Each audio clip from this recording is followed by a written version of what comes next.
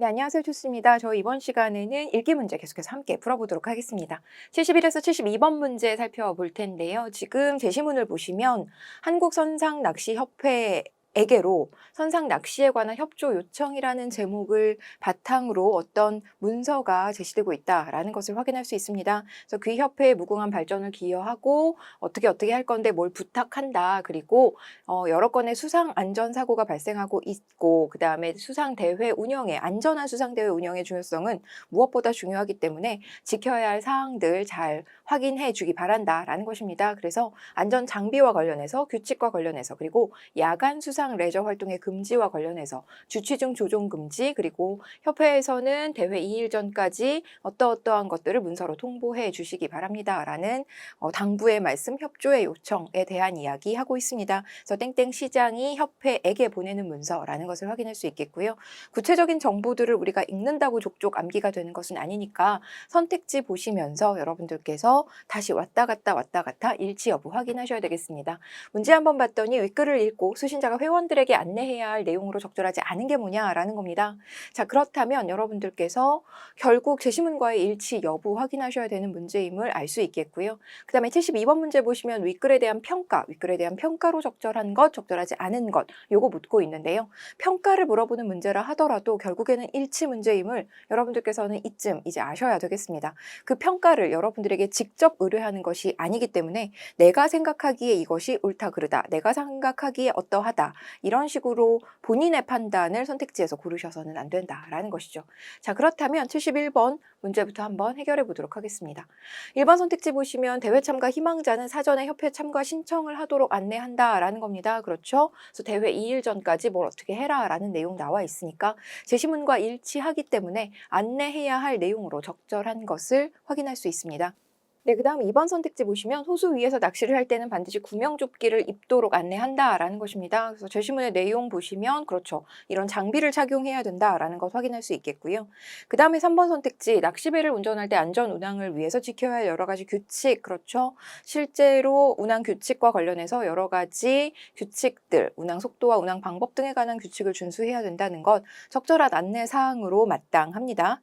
자, 그 다음에 4번 선택지 보시면 야간 낚시를 희망하는 참가자들이 안전하게 낚시를 할 수 있는 방법을 안내한다라는 것인데요.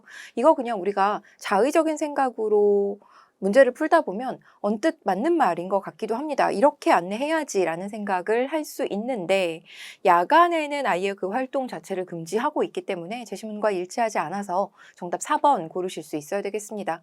5번 선택지 보시면 수상 레저 안전법을 준수하지 않을 경우 과태료가 부과될 수 있다는 점 제시문의 내용 통해서 역시 확인 가능합니다. 100만 원 이하의 과태료가 지키지 않았을 경우에 부과될 수 있다는 점 확인 가능하니까요. 5번 역시 안내사항으로 적절한 것 알 수 있겠습니다. 지금 1, 2, 3, 4, 5번 선택지의 순서가 우리가 읽게 되는 제시문의 순서와 그대로 일치하는 것은 아닌지라 조금 읽고 1번 선택지, 조금 읽고 2번 선택지 이런 식으로 왔다 갔다 하는 것이 결코 바람직하지 않겠고요. 여러분들께서는 각각의 선택지 읽고 제시문에서 전반적으로 그 흐름과 맥락 파악해서 정오답의 여부를 가려내셔야 될 텐데 일단 우리가 처음에 이 제시문을 쭉 한번 스캐닝하는 과정에서 구체적인 정보를 다 확인하지 않는다 하더라도 결국 무엇에 관한 이야기를 하고 있는 것인가 그리고 이런 구체적인 내용의 항목 정도는 여러분들이 눈도장을 찍고 나서 선택지를 보셔야지 그래야 다시 돌아와서 아예 맨땅에서 찾아 헤매는 방식으로 풀지 않으실 수 있다라는 겁니다. 여러분들께서 뭔가 이런 류의 글, 즉 비즈니스 문서 같은 경우에는 그냥 무턱대고 선택지를 일단 가서 보시는 경우가 있는데요. 그랬을 경우에는 사실상 이 문제처럼 선택지 4번이나 5번이 답으로 만들어진 문제의 경우에는 정말 제시문을 아예 처음부터 끝까지 여러 차례 기계적으로 반복해서 봐야 되는 경우가 발생하니까요.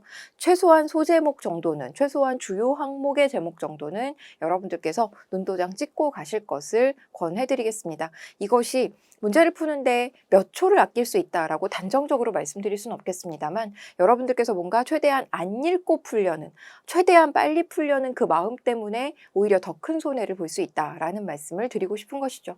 그래서 71번 문제 정답 4번 된다는 거 확정하고 넘어가겠고요. 72번 보시면 윗글에 대한 평가로 적절하지 적절하지 않은 게 뭐냐라는 겁니다.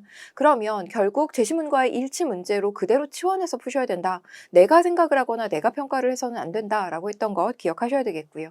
법적인 근거를 들어서 필요한 내용 제시하고 있습니다. 그럼 실제로 이런 법적인 근거 여러 차례 들고 있으니까 제시문과 일치해서 맞는 말 되겠습니다. 수신자의 공로에 대한 긍정적인 평가를 언급하고 있다. 역시 제시문의 내용 통해서 우뚝 설 수 있도록 많은 노력을 해주신 귀협회라고 했으니까 그 공로를 치하하고 있다는 것을 확인할 수 있습니다. 그 다음에 3번 선택지 보시면 수신자의 지속적 대회 개최를 기대하고 있음을 역시 우리가 제시문의 내용 통해서 확인할 수 있는데요. 앞으로도 성공적인 대회 운영을 부탁드린다라고 했으니 결국 그 말이 그 말이라는 것. 표현이 약간 달라졌지만 내용이 유지되고 있다는 것 여러분들께서 확인하셔야 되겠고요. 그 다음에 4번 선택지 한번 볼까요? 수상안전사고의 위험성을 구체적인 사례를 들어서 경고하고 있다라고 나와 있는데요. 사례라고 하는 것은 있었던 일을 예로 드는 것을 의미하고요. 우리가 앞에서 살짝 살펴보기는 했습니다만 그 기억만으로도 사실상 4번이 정답인 것을 확정할 수 있는 것이 어떤 구체적인 케이스에 대한 언급은 전혀 나와 있지 않았잖아요. 따라서 4번 선택지 정답 된다는 것 알 수 있겠습니다. 그리고 이 4번 선택지가 정답인 이유가 중요하죠. 결국 제시문을 통해서 확인할 수 없는 정보이기 때문입니다.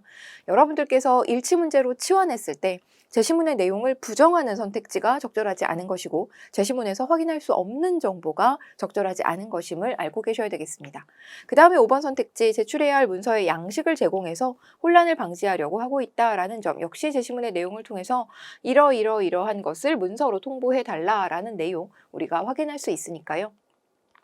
72번의 5번 선택지 역시 제시문과 일치해서 정답으로 고를 수 없다라는 것 확인하시면 되겠습니다.